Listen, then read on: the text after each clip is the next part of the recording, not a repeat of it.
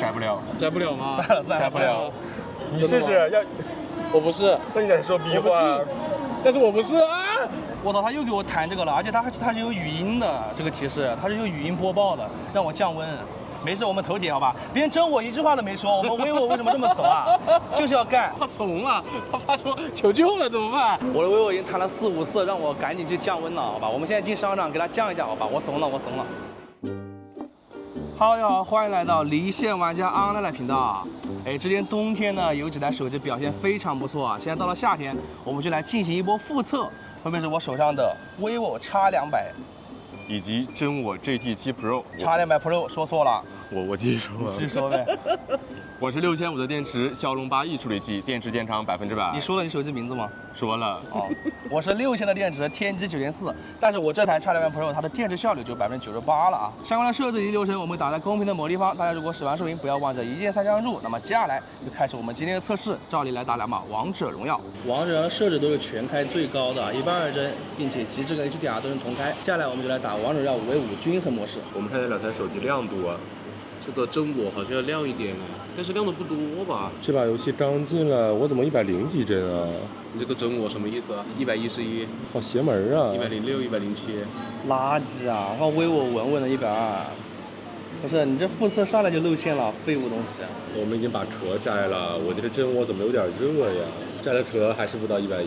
第一把王者荣耀5v5，我们9分半就被这边平推了。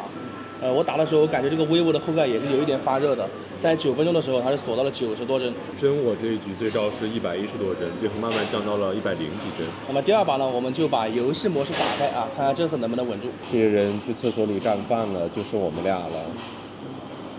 这把游戏模式的5v5，我们打了11分钟，两台手机都没什么问题啊。那么第三把王者荣耀5v5呢，我们就还是开游戏模式，并且把游戏相关的设置都打开啊。vivo 是开了游戏超分、游戏视效增强，还有什么游戏音效这些东西。OPPO 这里就是 HDR 画质啊。第三把打了10分钟了，vivo没有任何问题，还是稳稳的120帧啊。真我也没有问题啊，就是有一点点热。11分半，游戏结束了，依然是非常的稳。真我也没有什么问题啊。来给大师摸一下，烫吗？不烫不烫，有那么烫好不好？我都握不住吧，但是有挺烫的。摄像头这一块很烫。哦，真我是没有X200 Pro 烫的，可能机身差不多，但摄像头这一块是没有的。我们打完游戏，现在来测一下信号，两台手机现在都是5G A 吧？对，都是5G A 的网啊。我们在微信里面发了1分钟的视频了，我们现在来点击一下，3、2、1，发送。呀，真我这边是没有导出的，完了，真我，他又越级了呀，发完了，发完了，骁龙8至尊解的就是快啊，同时拍完的这两个视频是，看发送速度，啊，发挺快的，发其实是比真我还快一些的啊。我们现在来下载一个1G 的视频素材啊，来，在他们默认的浏览器，3、2、1点，真我快一些，都是5G A 的网啊。真我一直保持在10几兆，耶！哦，哎，等一下，哦，又没有，你要说什么？但是10几兆算慢的5G 了。哦，那确实。但是在它的默认浏览器里面算快的了，我说实话。哎，vivo 起来了，vivo 起来了，vivo抢到了，可以，20多了，哇！真我这边稳的就是11.4，等一下不对，它这个11.1保持很久了，它这个文件一直下载到144兆就不动了，动了。啊，刚开始动的，哎，又被真我抢了，就交替呗。我操，vivo 怎么只有几兆？真我20兆，张张。哎呦，这还很难说嘞，感觉应该是 vivo 先下完了。是吗？是的。是吗？是的。等一下，真不一定。等一下，我，这我最后1秒吗？绝杀，好像快了那么半秒钟的样子了。后面一直保持20兆左右的速度啊，很快。好恐怖啊！现在我们用电信打电话、联动卡刷抖音，慢刷。慢刷好像没什么问题啊，那我们来快一点。你们觉得谁好一点？vivo 好一点吧？vivo 我感觉是好一点点的。它出现的频率高一点 ，OPPO 加载的频率。那是真我。我们用 OPPO 的时候，你就要说真我；我们用真我的时候，你就说 OPPO，什么意思呢？都是一家人。我们以后就统一说1加，好吧？那我们在最快速度来。真我是差一点的。现在我们用联通卡打电话、电信卡刷抖音啊。你这个赞怎么就点上了呢？你这个赞很快。我受不了了，我的天哪，我开幕雷击。哎，你也刷到了，那刷都还好，能不能快一点？不是，我感觉 vivo 怎么有点掉帧了？它刷的卡卡的。对，我觉得他们电信卡的差别可能小一点了，没有那么的明显啊，都还行吧。我们检查一下设置啊，vivo 这边全都是软件刷新率开最高的，OPPO 也是，那它就是应用里面刷着会卡呀。确实，而且其实在我们刷之前的话是 vivo 它的亮度其实是会高一点的，我们都重新开关过的，但是刷着刷着它这个亮度就很明显没有左边的真我高了。刚我们在这里打了3把王者，然后做了一下信号测试，现在 vivo 只有82的电了，而且它这个看时间的设置里面怎么是60赫兹啊？外面都是120啊。OK， 我设置是调的120赫兹高刷呀。你看设置不是120赫兹高刷吗？什么情况啊？他妈给我掉帧啊！我们发现 vivo 的这个屏幕使用时间它是统计了系统桌面的，所以它时间长一点。我们现在用了1小时2分钟了，今天就以它为准。真我是88的电，但是是58分钟，它没有桌面，所以我们就不看它的时间了。那么接下来呢，我们就去外面扫个码吧。不知道是不是这个原因啊？他说因为我关闭了全高频调光，它可能会影响部分应用的流畅体验。但是我如果开启全高频调光的话，我这里就没法调每个软件的它刷新率了，所以我还是把这个开吧。不过这个关闭之后，我这个时间显示确实是120帧。我们现在来扫一个外面的瑞星的二维码，为什么这个帧我看起来这么大呀？撤吧。用的是微信。是 Pro 是稍微快一点点的。我们现在离那个二维码呢，大概有5到6米了，因为这个二维码本身就大一点啊。耶，为什么扫人？他人扫这二维码的这个真我逆天啊！走。哦，vivo 放大了，扫到了。真我要稍微慢一点点。好的，我们在这里拍一点照片啊。我们先把那边的一些招牌拍一下吧。今天在这里先不拍人啊，我们分为2个部分。我们等下到杜甫江阁再拍一些小宝的照片，好吧？我们也是刚打开这个拍照界面啊。这2个手机的屏幕亮度的话，现在应该是右边的X200 Pro 要稍微高一点的。我们 vivo 就鲜明了，超广角就没得说嘛，真我肯定是要差一点的。其实我觉得到主摄之后，其实2台手机的差别就不是特别大了，它们的长焦焦段是有一些区别的。真我这边是有一个6倍按钮，那X200 Pro 我就用它的那个3.7倍点一下，点到7.4倍啊，然后再10倍。我们最后来一个30倍，看一下那个招牌上的字啊。只能说到这个高倍率，这个2.1像素还是会解析力稍微好一点啊。拍完刚刚那一组啊，现在这2台手机呢，它们的取景框很明显的是左边的真我要流畅一些啊，感觉绿场在取景器的体验上确实是还不错的，亮度其实是差不太多的。超广角我们在这里就不比了啊，我们拍一下这边的建筑物。我感觉2台手机它们现在的机身温度都开始变高一点了。现在云是把太阳都遮住了，所以炫光呢可能不太方便展示，因为没有那种很明显的太阳直射，直接用长焦，现在打到10倍。我们拍一下那个小字，直接用一个60倍吧。60倍的话，这个差距还是非常的明显啊。现在这个太阳突然又出来了，我们就找一个他们炫光最明显的角度，好吧？我来找一找，其实不用很费力的找，这上面 Pro 随便100就有一条蓝色，非常明显。真我其实也有一点点了。刚刚大师拍了几分钟照片啊，这个 vivo 的亮度也太暗了吧！而且它自动亮度已经是拉满的了，都看不清了，被真我爆上。啊，我还没拆增大亮度范围呢。开一下看看。它还可以再拉呢。我操！不是 vivo 怎么骗？哎，你关了，别欺负人了，别欺负人了，哎呀！坏了呀，露馅了，这到夏天了 ，vivo 怎么这么保守啊？现在是中午的12:01分，我们已经使用了1小时21分钟的手机了 ，vivo 还有76的电。我有点看不清，我说实话，我说实话，我有点看不清这个屏幕了。我感觉表现跟我们之前测的相差有点大呀，而且它机身发热挺严重的，好烫啊！你烫吗？我也很烫啊。但你亮啊！我说实话，这 vivo 用的有点折磨了，我待会还要导航，我看得清吗？哎，走吧走吧。现在我们2台手机就用高德地图步行导航去拿门口呀。我这个屏幕确实是有点烫啊，它虽然有那么亮，但是根本摸不了。那怎么办呢？我就不摸这个屏幕了呗，给你感受一下。谁不烫啊？不是，你看我这 vivo， 你看得清吗？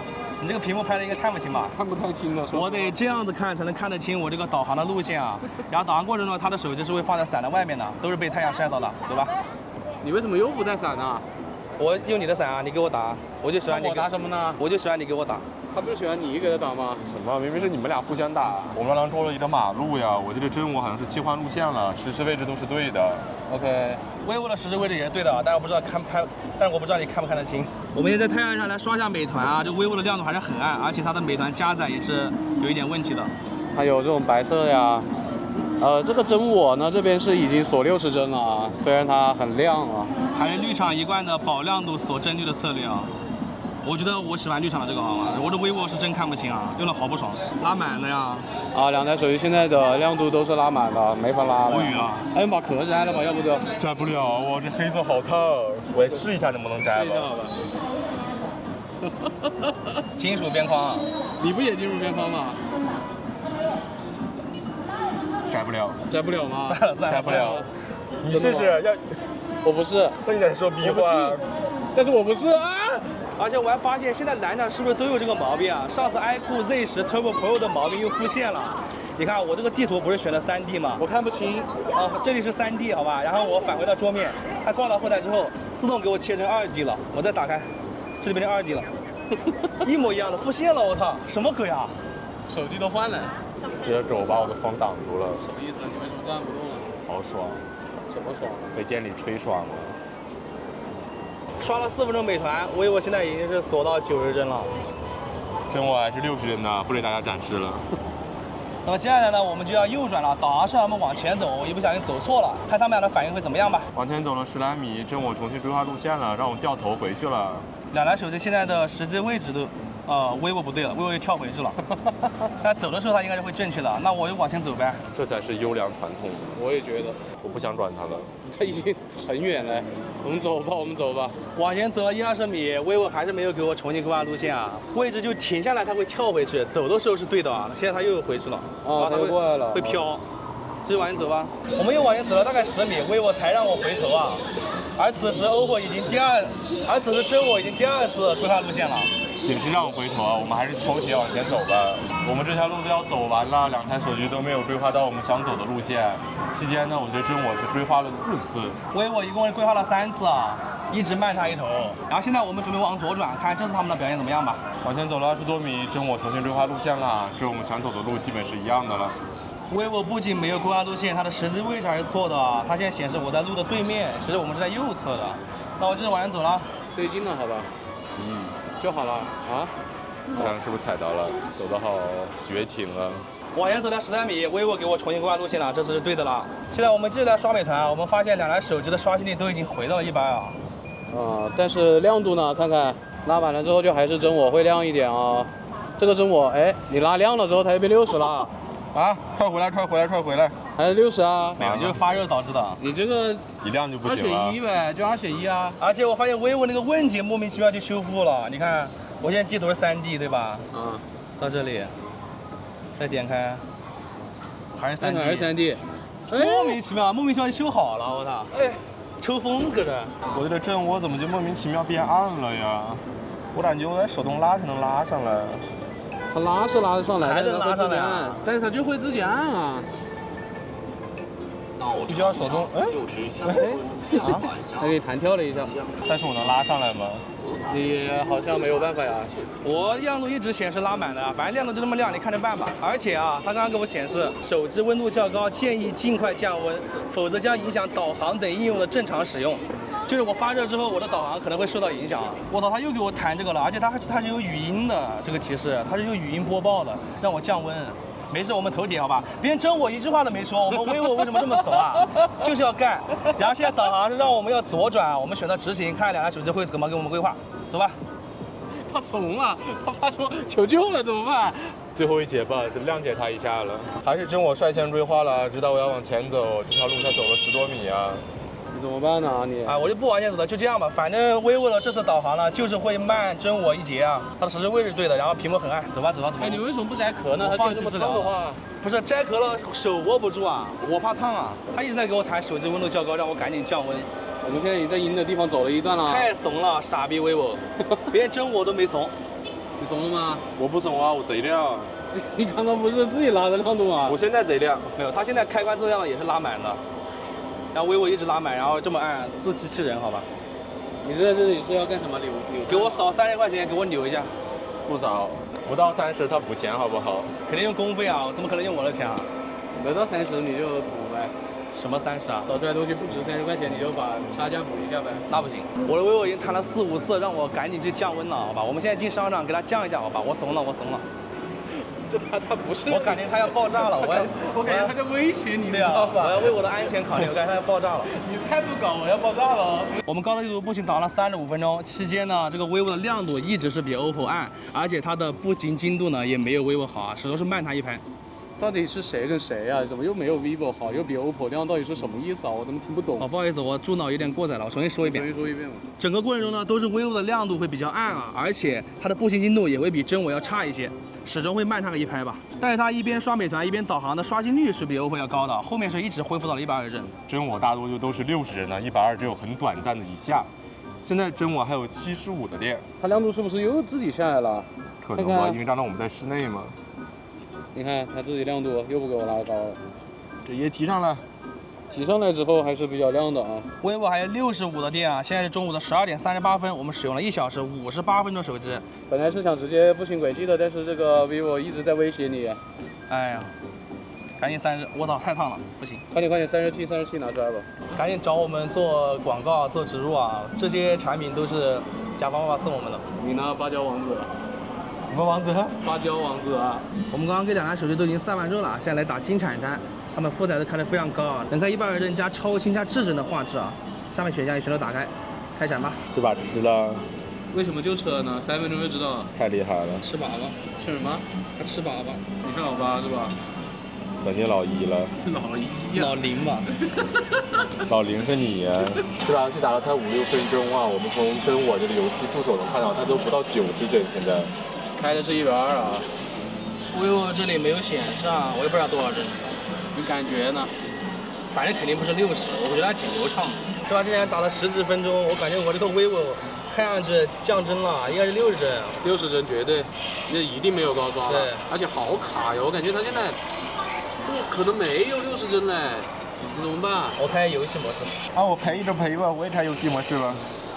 我这还有70多。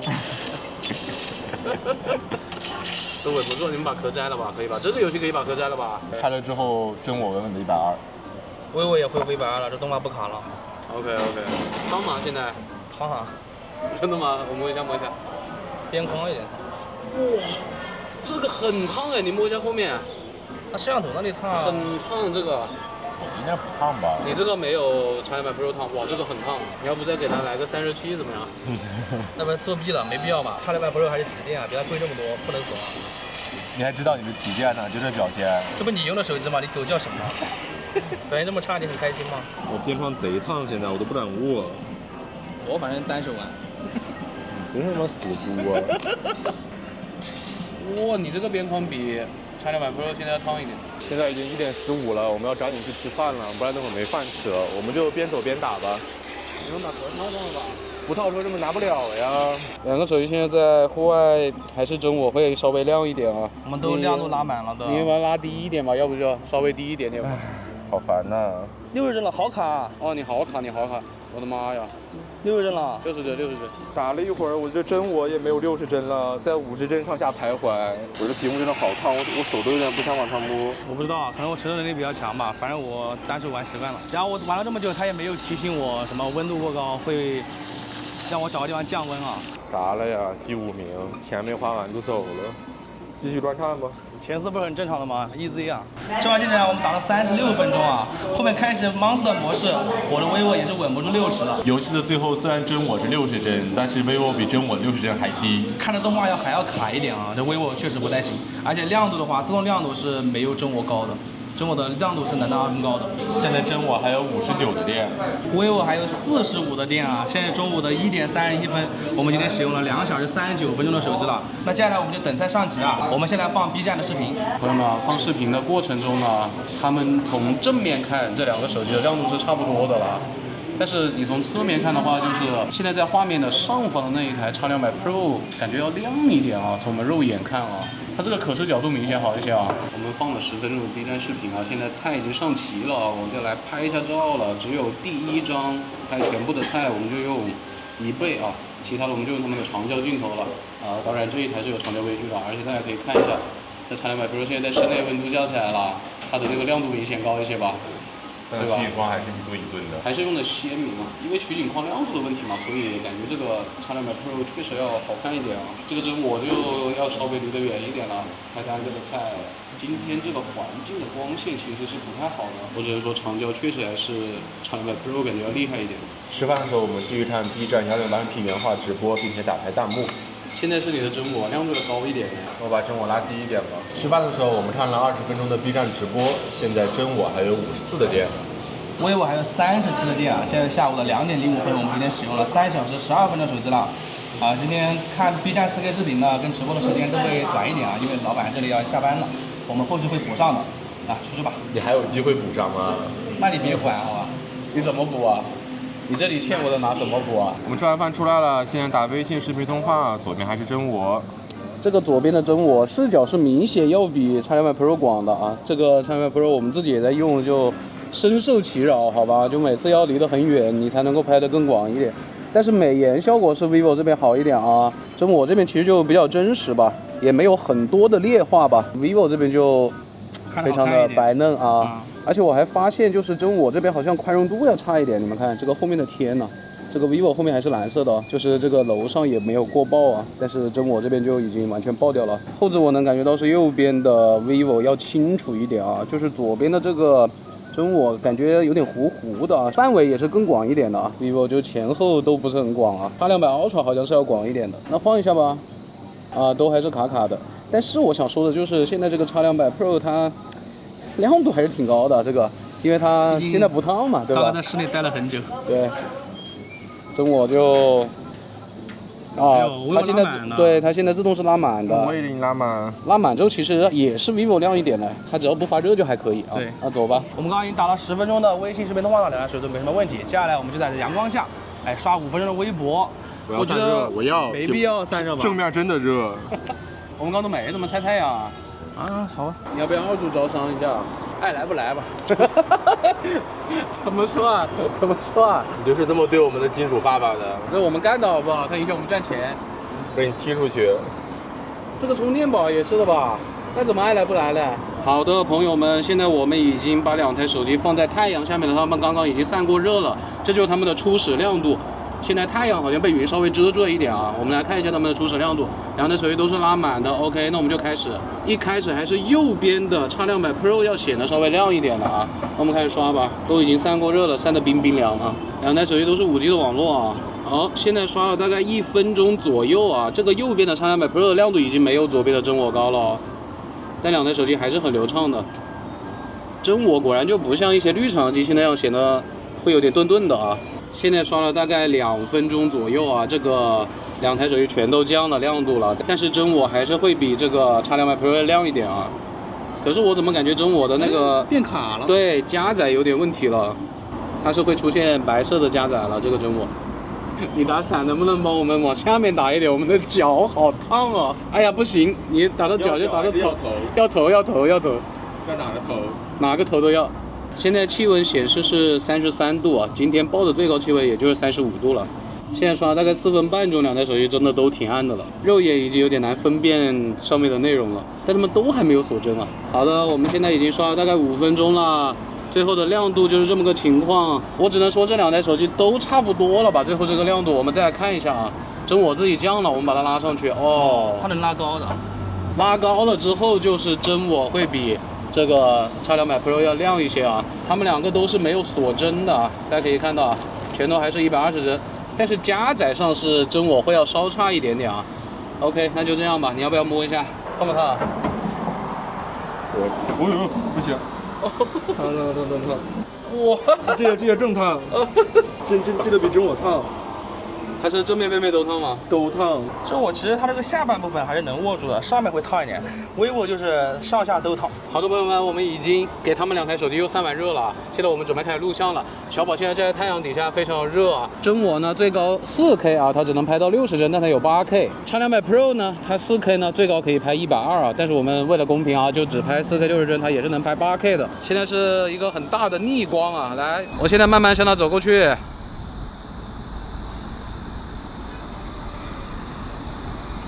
哦，哎，X200 Pro 这边已经出现了比较明显的眩光了。哎呀，这个太阳现在已经被云挡住了一点了，这个X200 Pro 还是这么明显啊，这个眩光。现在我们慢慢的转圈。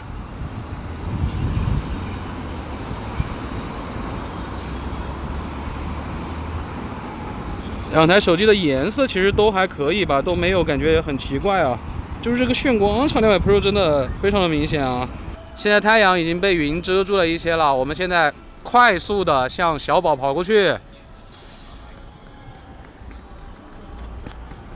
好，大家感觉谁防抖好一点？现在我跑转圈。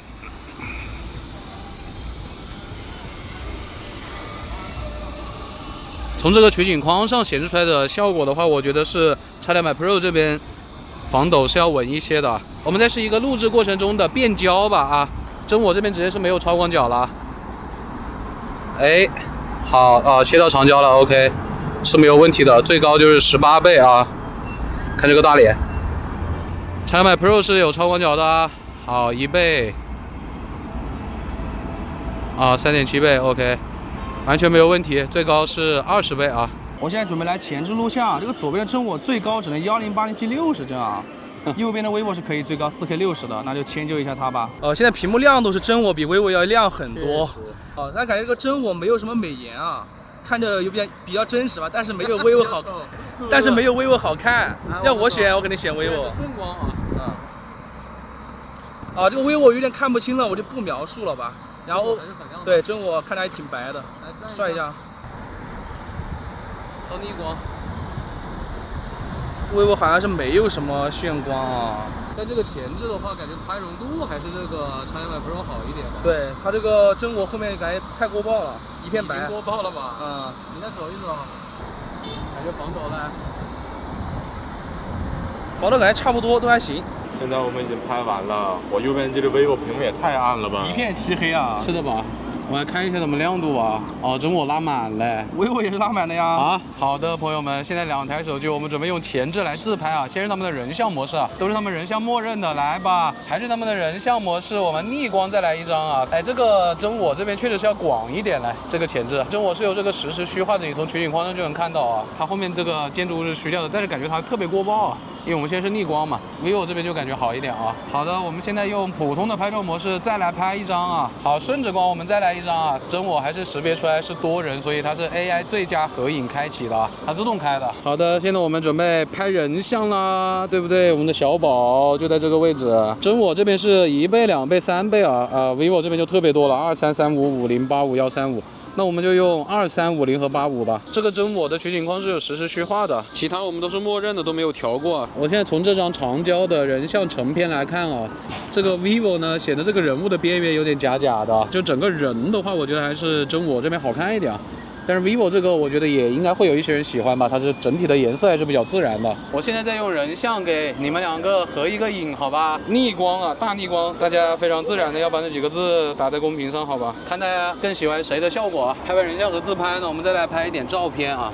还有我们的杜甫江阁，不用超广角了，超广角欺负人呢。我们就少一点解说吧，因为屏幕亮度都不是很高了啊。其实我觉得从这个取景框的颜色来看，是真我的要好看一点来。30倍的时候，真我还是没有提醒我开启了什么 AI 那些东西啊，屏幕上是没有提示的。其实2台手机的防抖都还可以了。这样30倍，我觉得解析力的差距还是挺大的呀。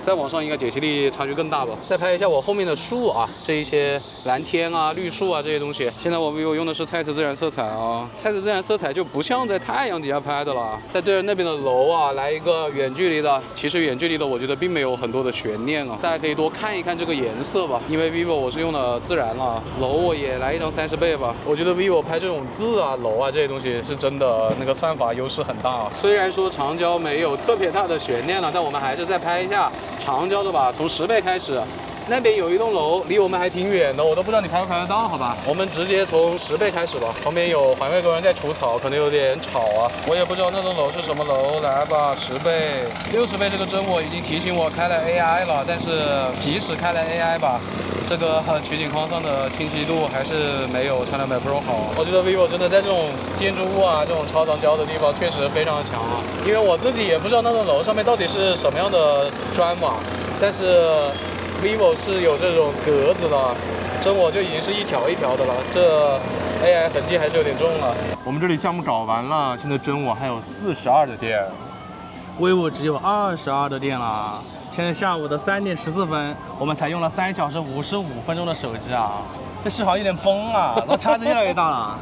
那么今天我们就反方向的钟啊，反方向走，参一下南门口的巷子，使用百度地图。你要给我按脚吗？反方向钟。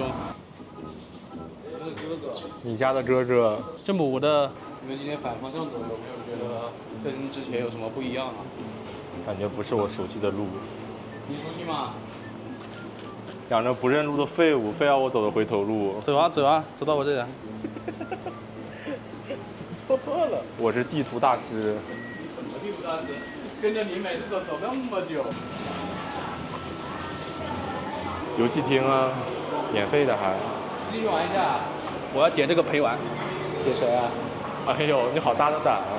我这个69是什么意思啊？它这个69是防水，跟68有什么区别啊？你在说什么呢？什么叫69是什么意思啊？走了13分钟到目的地了，我们到商场里面两头的地方来看一下两台手机的记录怎么样。啊，这边是 OPPO 店门口啊。左边真我，右边是 vivo。这个真我很明显的这一小节是要比你 vivo 好一点的。这 vivo 怎么走着走着走到左边去了？我们现在沿着路上走的呀。对啊。开拓呀！哎呦，真我有点准呢。你纯啦，你这个 vivo。你这个是怎么回事呢？ vivo 偏移好大，走着走着就左右扭。这个拐弯你怎么回事呢？你这个鸡突了呀？认输吧，认输吧。哦，对不起。完了，前面这一节确实是X6 Pro 要好一些啊。这个比真我要更接近我们的路线，真我骗的更多耶。对，这里的话倒是差不太多吧。都穿了。啊，这里就是贴到69度啊，这里是真我好一点。我们是贴着道路的下侧走的啊。对，vivo有点太靠上了，而且它已经到这个楼上面去了穿了。这个路线很明显的就是真我会好一点啊。真我至少有那种比较接近90度的转折吧，这 vivo 不知道怎么搞的，就直接斜下来了。对啊，这个学校门口那很明显也是真我好一点。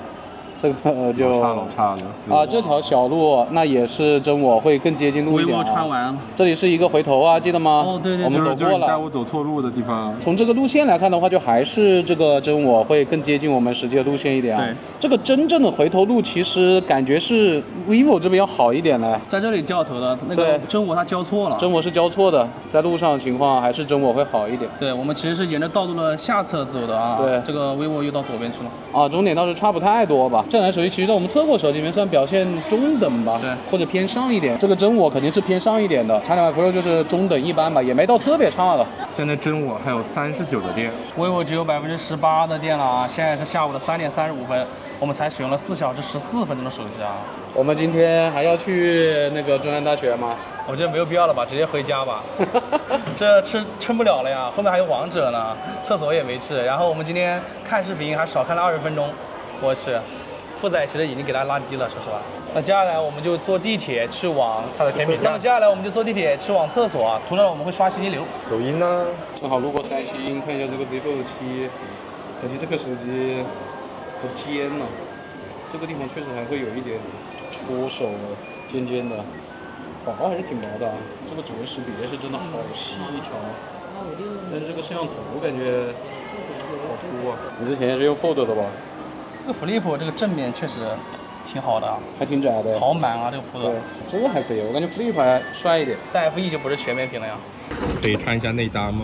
为什么你还点了赞的呀？点赞不是常态吗？你好像也还可以啊。什么意思？得老子快进来。进哪里啊？你想进哪里？朋友们，我现在左右为难啊。我们到5·1了，刚才刷了10分钟抖音，换小红书了。大家看看卡不卡吧？感觉经过这一段可能会有点卡。你在看什么啊？大奈小吃。大奈小吃啊？大奈小吃。真是这个意思啊？大奈小吃，还真是我们想的那个意思吗？学聪明了这一次啊，先进去了，看我们两个谁好吧？我先进，相安无事的出来了呀。扶梯就在前面。我们从地铁站出来了，期间刷了20分钟信息流。都在5·1广场的时候，两个手机都有点加载啊。现在我们在这里小憩一下啊，待会就去厕所里面测信号。现在真我还有36的电，vivo 只有13%了。现在下午的4点14分，我们已经用了4小时34分钟的手机啊。其实我们今天刷的东西比平时还少半个小时呢。对，快点来了就差你了。我们来到这个信号非常差的厕所了啊。现在 vivo 是4G 3格，真我是4G 2格。现在联通打个电话，点。哦，都有点打不出去。vivo 先通啊，然后他给我打了。你自己别笑好吧，你自己别笑。啊，我给他打3、2、1，这么有仪式感。也打不出来。那我们微信发消息，3、2、1点。没信号了。完了呀。这我记了，vivo 已经发出去了。而且进了厕所之后，vivo 的这个环境色自适应是明显一点的，它显得要黄一点，跟环境比较类似。你行不行啊？出去啊，你不行了呀。不行了。就在我们刚刚进入微博的时候，这个周末好像是来信号了，他也收到了刚刚X200 Pro 发出来的消息了。来吧，我们来刷一下微博，3、2、1松。怎么感觉这一下2台手机都没信号了？都不行了。但是这2台手机现在信号确实都很差呀。抖音吧。vivo 出来了，但是只有文字啊。对，就感觉这一下突然信号变差了。怎么办？还是差一点。抖音吧，抖音。vivo 是能刷出来新的，结果加载非常慢，显示网络不稳定了。我放弃。这联通包傻，来吧，那换电信卡吧。现在我们已经把卡切到电信了，现在来打电话，3、2、1点。啊，都打通了 ，OK。微信来发送3个表情啊，3、2、1点。vivo 已经发出去了，但是这我收不到啊。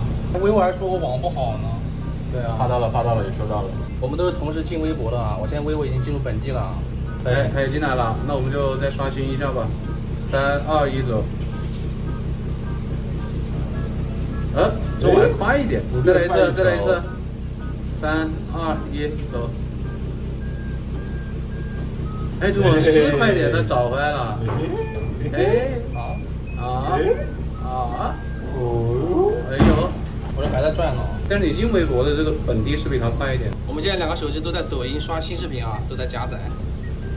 开启不行啊？刚刚都提示了网络不稳定。都不行。那就都不行了呗。那在这个厕所的话，联通就是 vivo 的表现更好。电信的话呢，我觉得半斤八两吧。微信是 vivo 好，刷微博呢是真我好。但是我们过程中真我它切卡切的特别慢啊。我们已经从厕所出来了，但是大师呢去给马桶送晚饭了，所以现在呢我们就来刷10分钟淘宝啊，给今天的项目补一下。这个淘宝跟小红书、抖音比就索然无味呀，完全没有什么想看的。刷了10分钟淘宝，2台手机都没有什么问题啊。现在真我还有32的电。vivo 只有9%的电了，现在下午的4点46分，我们今天使用了4小时56分钟手机。那接下来咱们就来打王者荣耀吧。王者荣耀10v10均衡模式，游戏相关设置我们都关闭了，还是120帧加极致加 HDR。同时呢，我们把壳也摘掉了啊。左边的X200 Pro 要亮一点啊，调高，我都没电了，你还投2度？你在室内确实只要不是很热就还好了。对。它主要是温控太保守，一发热就会降得很多。游戏1分钟了，这个帧我就100帧上下。你的均衡模式就是垃圾，vivo 还是稳稳的120。要不怎么说开 BOSS 的？不要急，你别开吧，你开什么？我看我什么时候到90吧。你开吧，我觉得你要开了。我到90再开吧，我再抖一会儿。我们2台手机都是调到一半的音量啊，这个 vivo 声音确实是大一点。我确实大一点。怎么说啊？多少帧了？这还是打了4分钟啊，vivo现在是锁到了90。什么东西呀？但是你别叫好吧，我只有这么点电了。我是100几帧，我现在。我有可能是7%的电了，好吧，有点保守了，还是正常的。我现在要开 BOSS 的模式，都开，你也开。开完之后120了。120了，我操！我开了 BOSS 的模式之后，vivo 这个帧率波动很大。它现在有可能显示120，但是它有可能会100几，刚刚还有95帧。你看我稍微打开83了，对不对？113啊！我说画面里有东西，它就稳不住120。我们现在在这个地方信号是很好的哦。那100帧，96完全稳不住。哎呀，可能是电量太低了吧？对，只有几的电了。真我的 GT 模式就115到120吧。你电池里面是不是还有个 Boost 的模式啊？哎，那个其实就跟游戏那个 Boost 的是一样的。你开一下呗。你先看一下，看里面是不是 Boost 的，好吧？那我现在把 vivo 的电池 Boost 的模式也打开啊6%，反正打小怪儿还是120，我看看打团怎么样吧。也稳不住啊，114、108，我就清个兵就100帧左右了。那看起来就是没电了。然后打架刚刚我最低看到一次66帧。你这不去看吗？哥哥的演出啊？哪个哥哥？新加坡啊？你有几个哥哥？你不就是我哥哥吗？我不是你爹吗？打了14分钟，开始终局之战了。它还是能在120的，但是稳不住啊，波动很大。熬个终局之战直接56帧、55帧。我这个 GT 好稳，120帧，掉都不带掉的。哎呦，这真的好猛66。哎，也还好哎，没有出现之前哪个手机什么掉到120帧、230帧的。这把游戏打了不到16分钟，后面真我开启了 GT 模式之后，基本都是稳稳的120帧的。vivo打了4分钟之后呢，就帧率稳不住了，开启了性能模式之后依然稳不住，可能是电太少了吧。然后最后打团最低是降到了大概60帧左右啊，大会战的时候。那第二把呢，我们还是打10v10，并且把游戏相关的设置。还有电吗？有的兄弟有的。我们把游戏相关设置打开啊，我跟你讲，我上把10v10开的时候是4%的电，打完3%，我觉得这个 vivo 最后的电可能会有点禁用啊，所以我们再开一把。不可能啊！你开始说8%、9%吧？是吗？我不知道。你记忆绝对错乱了。观众告诉他是多少，好吧？真我能开招的都开了。vivo 开启了游戏超分、游戏视效增强、游戏音效以及游戏震感啊！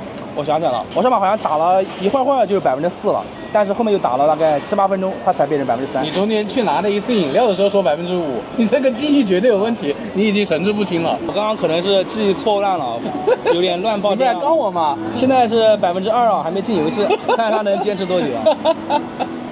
你要不要看一下你现在是多少的使用时间？现在是下午的5:08，我们使用了5小时20分钟手册，哎，520，就我想对观众说的话啊，然后加11分钟，好，现在5:09，加11分钟就是今天的亮屏时间啊。我让你到了生理不适。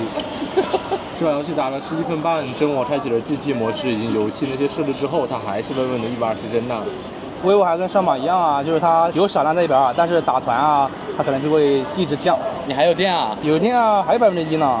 哇，天哪，太牛逼了！ OK。现在我们两台手机的亮屏时间是5小时32分钟啊，现在是晚上的5:21分啊，22了，521，就像我想对大家说的话啊。又来是然后吧？哎，就是加11嘛，对吧？非常完美。真我正好有20的电呢，哎，感觉被拉回来了一点嘞。那至少也能差了15吧。那我们接下来就看 B 站视频吧。我们已经看了10分钟的 B 站视频了。哎，vivo 还有1%的电，还有电你还有多少？我有18。我就问你慌不慌吧？肯定不慌。那我们现在再来看 B 站的直播啊，原画质，开启弹幕。真让你小子给补回来了。vivo感觉现在这个策略有点像绿厂看起了，这个1%非常精用啊。我们最近测的起来蓝厂的都是这样的。我说实话不太好啊，我不喜欢这个策略。再来10分钟。我不信你还有。vivo刚点进直播啊，就显示哎还有18秒就要关机了。5小时44分。345吧。5小时45吧。哎呀，真我还有18%的电呢。OK， 关机了。那我们待会儿给大家总结啊。好的，观众朋友们，先由我来总结啊。vivo X200 Pro 今天它的亮屏时间是5小时45分钟，距离我们几个月前测试是续航少了1个小时左右的。但是我们上次是打的60帧的进展燃，今天打到120，并且今天这台它的电池健康度是98%，但是我也觉得不至于少这么长时间的续航啊。这个表现我今天是不太满意的，因为它今天的整体亮度不是很高。感觉蓝厂的机器一到夏天这种时候，那个温控表现特别差呀。它现在这个系统版本，它的调度还是太保守了。不过它最后的1%确实是挺耐用的，可能是跟绿厂学的啊，好的不学，去学这些歪门邪道。怎么就歪门邪道呢？有人喜欢啊。但是有一点我要提一下，vivo今天在室内的亮度还是不错的，有时候它甚至比真我还要高，但是一到户外然后温度一高呢，它就开始锁了啊，温控了，可能亮度呢就基本是看不见，用的很难受啊。反正这个亮度我不太满意，续航我也不太满意。然后说一下表现嘛，今天在信号比较差的厕所，它的联通表现是要比真我好的。电信的话呢，则是差不多。然后是性能释放方面，我觉得应该是比真我好一点啊。比如说它的这个均衡模式，它一般都是能120帧稳住的。真我就是均衡模式，一进去可能就100几帧上下浮动吧。但是真我开了游戏模式之后，它的120帧就非常稳了。我把什么超级 HD 加画质开了，它也不影响的。上午 vivo 开了游戏模式之后，也是能稳住王者荣耀5v5的。下午的那个10v10，我看出来 vivo 是想尽力的维持在120帧的，但是就是会上下浮动啊，可能是没电了。还有就是 vivo 的扫码表现要比真我好一点，交给真我吧。真我这台机器我们也是有半年多没有测了，这次的夏季测试来说，我觉得它表现还是可以的。它亮屏了5小时45分钟之后，还有18%的电，而且我们打的是120帧加至臻的金像战，途中我们还打开了游戏模式。它除了均衡模式的游戏表现不好之外，另一个就是它的自动亮度感觉有一点点迷。在室外的时候，真我明明可以拉到那么亮，但是它自动亮度就突然又降下去了，我们必须要手动在它反复拉高才可以。因为那个亮度我们确实是有点看不清了啊。这种情况至少重复了3、4次吧，反正让我不是很爽。导航它的表现非常好啊，无论是步行主题记录还是步行导航，它都会比 vivo X200 Pro 更好。这2台手机的微信视频上传，我们2台手机都是同一时间拍完的，它就直接可以上传了。下载速度的话，真我这次翻盘了，竟然它的默认浏览器竟然能飙到20-30兆，之前都是10兆左右啊。它又不是 OPPO 跟一加，你在这边下浏览器都是一样的，就挺好的吧。真我这台的发热控制也比 vivo 是好一些的呀。这2台手机的拍照呢，我们就交给大师来说吧。从硬件上来看，就差距非常的大。但是呢，其实，在比较日常的一些使用当中嘛，大家可能感觉不到那么大的差距啊。X200 Pro 这个厂家就不用说了，确实是现在第一梯队的存在啊。它的长焦表现到了高倍率呢，肯定是爆杀这台真我的，对吧？超广角也是可以爆杀的，包括它的一些录像规格那一些也是比真我的这一台要高一点的。比如说微信视频通话，它那个前置的视野呢，就确实是没有这台真我广的。还有就是前置拍照之后，它的视野也是没有真我这台广的。而且 vivo 拍照的时候，拍着亮度就变得特别低了，我们都不太好描述取景框上的画面了。那其实就还是它的温控会比较保守一点啊。说实话，有一点小米那个味了，但是应该比小米还是要好一点。其他的呢就不多说了，这2台手机我们也不是第一次做了，他们的照片大家应该也比较熟悉了。我是觉得真我的这台其实也值得买了，我觉得它的拍照90%以上的人应该都是够用了。总体来说，这台真我 GT7 Pro 的夏季肤色表现我还是挺满意的。我也觉得挺好的啊，把后面这些低负载测试做完，感觉也能撑到6个半小时左右啊。对，续航是挺不错的了。感觉时隔半年，这个真我还是依旧稳定发力啊，它的续航跟之前几乎没有什么太大的区别。这个 vivo 就今天有点出人意料了。而且你的 vivo 不是还有什么给你报警了吗？对，对，中途一直给我弹，让我赶紧去降温，说会影响什么导航啊，各种的表现。不过它导航本来就没有真我好。我要多说2句吧，我觉得很难受的就是，虽然我们自己是用的这个机器，我们平时说实话也不会这样子去用啊。但是我有一次其实去看那个演唱会，我可能拍照什么的，也就是1个小时不到吧，它好像给我掉了50%左右的电。就是确实这个拍照录像是比较耗电的啊，只是说这2台手机毕竟是去年的下半年发的机器嘛，也差不多呢，接近1年的时间了，也不能说它们很差，但是你要跟现在这些比，那确实也是没得比的啊，就现在那些电池都太夸张了，7、8千了。好的，那么以上就是本期视频的全部内容了。大家如果喜欢我们的视频，不要忘记了一键3连加关注。更多精彩视频，请继续关注离线玩家 online。我们下期视频再见，拜拜。拜拜。